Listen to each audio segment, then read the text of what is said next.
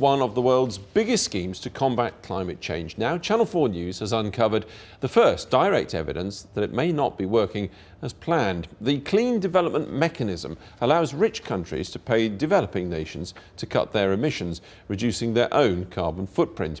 But an investigation by this programme has discovered problems with the deals British companies are making. Some of the schemes may not be adding to the global cuts in emissions, and in other cases they may actually be damaging the local environment. Our science correspondent Tom Clark has this exclusive report.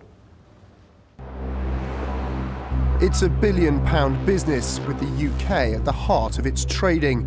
It's not insurance, shares or bonds. It's the booming global trade in carbon emissions.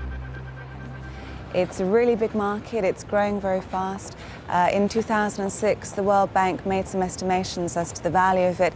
Came out around about $3.5 billion US dollars. UK companies that trade carbon credits do much of their business with India, the country with the most projects registered to trade carbon. Channel 4 News has been investigating what's being achieved using the millions of pounds UK companies are investing in emissions reductions in India. We've uncovered serious concerns that British companies are buying carbon credits from Indian projects that may actually be harming the environment and arguably should never have been approved for emissions trading. It's a situation that could undermine the credibility of the first truly global tool to fight climate change. Wealthy countries are paying millions to industries in the developing world to cut emissions. In return, those wealthy countries are receiving carbon credits, which they use to meet emissions targets under the Kyoto Protocol. One certified carbon credit represents 1 tonne of greenhouse gases saved from the atmosphere. It's a system known as the Clean Development Mechanism, or CDM. Around 290 Indian projects have been approved or are seeking approval to join the Clean Development Mechanism and start selling carbon credits to industrialised countries. Now, if every one of these projects got the go-ahead, a staggering £1 to £2.5 billion would flow into India as payment for reduced carbon emissions. All that money is supposed to help India develop more cleanly. Yet Indian environmentalists are turning against the CDM. Evidence is emerging some of the cash supports projects that may be harming the environment. You cannot have a situation in which you have a polluting plant in India and you say that as long as I've given it $2 and I have saved some global emissions, it's good for the earth. It's not good for the earth.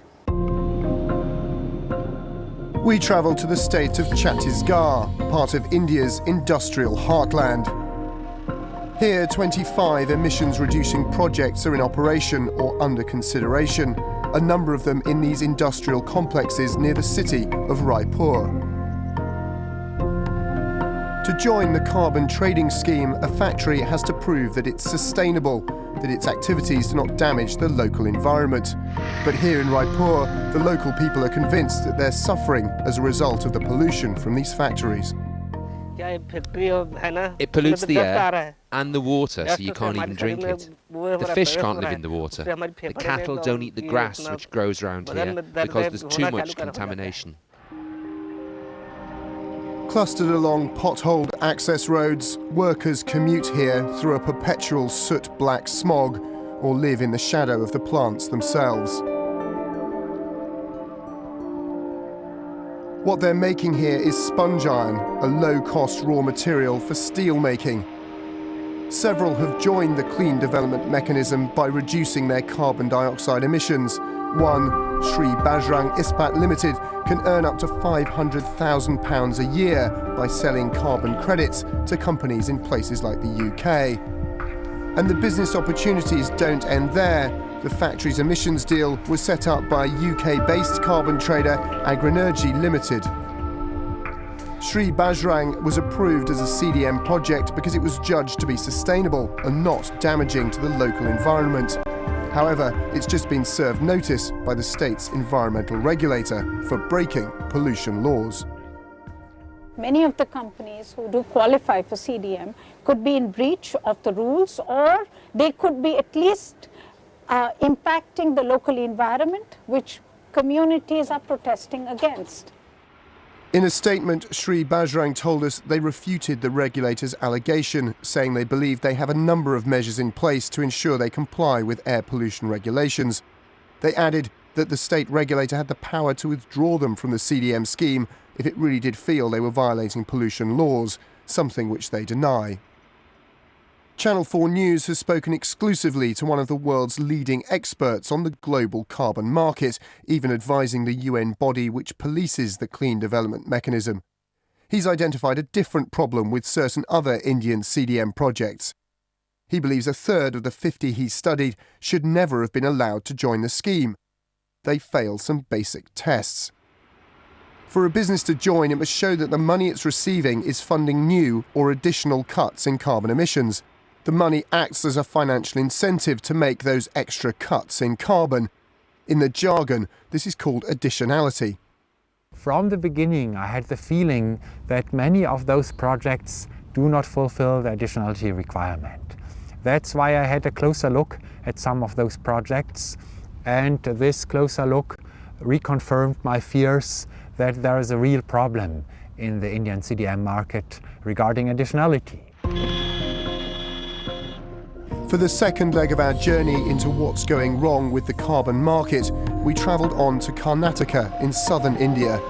We wanted to see two British-backed projects criticised by Dr. Mikalova here at an industrial complex owned by Indian steel giant Jindal.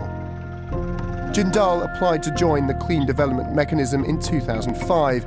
They argued the money would enable them to install equipment to convert waste gases from their process into electricity, so reducing their plant's emissions. Jindal stands to receive around 20 million euros from selling carbon credits. For them, the scheme seems to be good business, but Dr. Mikalova believes that while there's money to be made, the environment isn't necessarily the winner.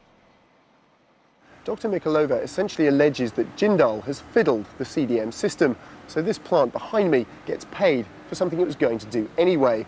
It benefits Jindal, it benefits the other companies buying their carbon credits, but there's no benefit to the environment at all. Dr. Mikalova found that it was always to Jindal's financial advantage to install emissions-reducing technology.